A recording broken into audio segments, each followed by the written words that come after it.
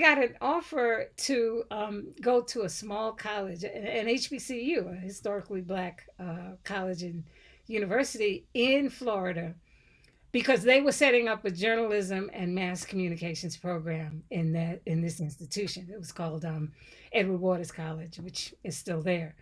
Um, and as a result of that, now I moved from teaching sporadically on a part-time basis to a full-time teacher, also who's engaged with helping to develop this budding new program. And I found that I absolutely loved it. One, it was the ability to share my knowledge and the knowledge of my colleagues who I also helped to bring on board, um, of what it meant to work in the industry, whether as a journalist or a producer or a writer, and that. And then also the energy of younger people, who are coming from a different vantage point. But like I said, many of them have come from backgrounds where they worked in a journalism related or journalism field in their high schools. And so now they want to take it to the next level and improve on their skills. And they also have new ideas that they bring into the mix, so that you have this real nice mixing of, here's what the tradition or the industry calls for, here's what skills you bring to the table, and here are the skills that we as professors, teachers, can help you further develop as you move through your own careers. So I think it's been, I tell people all the time that, um, particularly at Howard, but even the schools that I taught at before I came to Howard, have been some of the best professional experiences of my life, along with what I've been able to do. And the other thing that I really, and I'm not alone in this, but both my colleagues at Howard as well as myself, if we're working on a project, we tend to try to bring students along. So whether I was working at NPR on a documentary series or the Smithsonian at another series, we would have Howard and our departmental students working as interns, many of whom then went on to full-time jobs in the industry, either at the Smithsonian or NPR or elsewhere. And I think that that kind of mentorship and encouragement really is a positive. That's beautiful. That's beautiful. All right. Now, say maybe for example, one of your students, a young student, uh, is asking you what are the difference between the time that you were a young adolescent in New York. What are the difference in the journalism that you had then and the journalism that you have in 2022? What would you say? Um, I think the major difference is access. If you have a phone now, you can go out and report on anything. And, from the time when I was growing up, you either had to have your own separate equipment. So I had a portable reel to reel now tape recorder with a little baby mic that I would use to do my initial kind of reporting. Um, Now it's in your pocket or it's in your bag, or it's something you can hold in your hand in your phone. And the quality, if you're talking about audio or video, is getting better and better, but it's good enough now so that you can do everything there. And the access to means of distributing that information is also much, much easier and much broader than it was when I got started. When I got started, if you were writing or wanted to write for a newspaper or magazine, you could do that as a freelancer, or you could do it, hopefully by applying to and getting a position.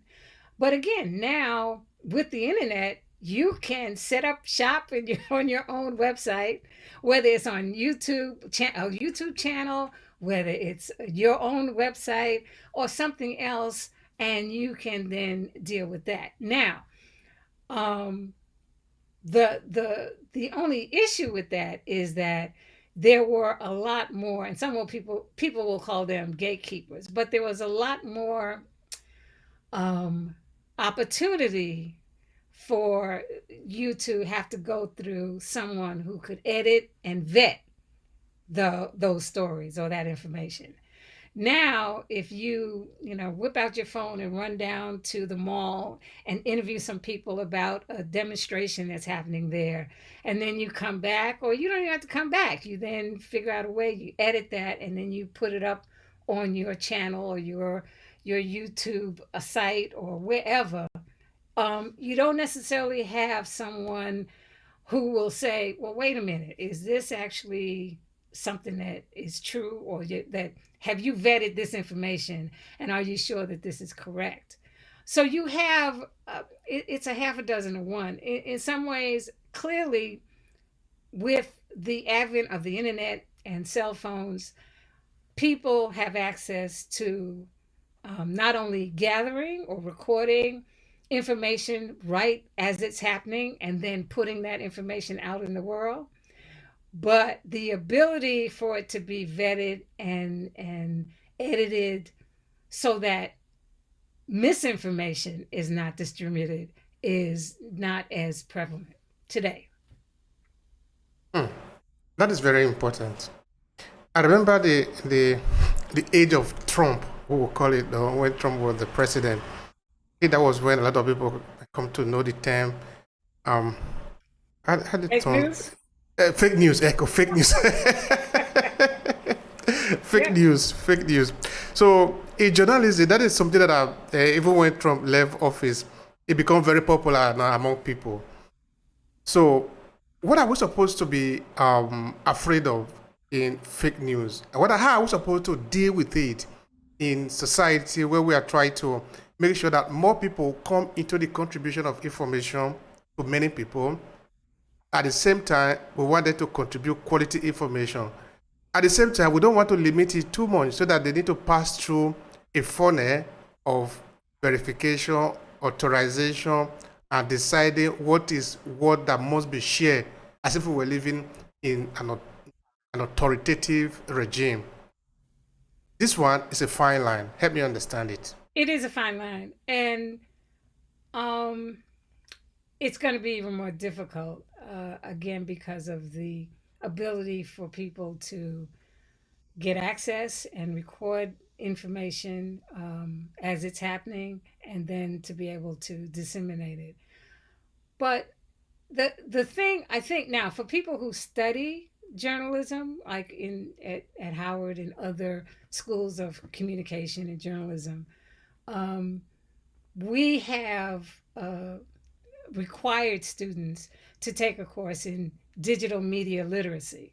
What is digital media and what makes it effective and even in some cases dangerous? And how do you discern what is actually valid and has been vetted?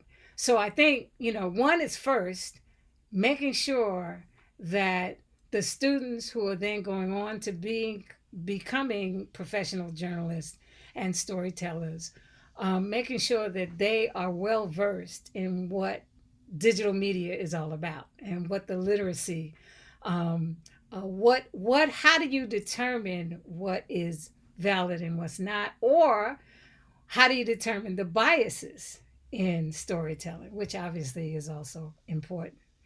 As a consumer, I think that what it may mean is that with the multitude of sources that are available online and otherwise, it may mean a little bit more work in terms of vetting, so that you shouldn't rely on just one particular source, so that it's not just a Fox News or an NBC or a Politico or one place that you go to for all of your news.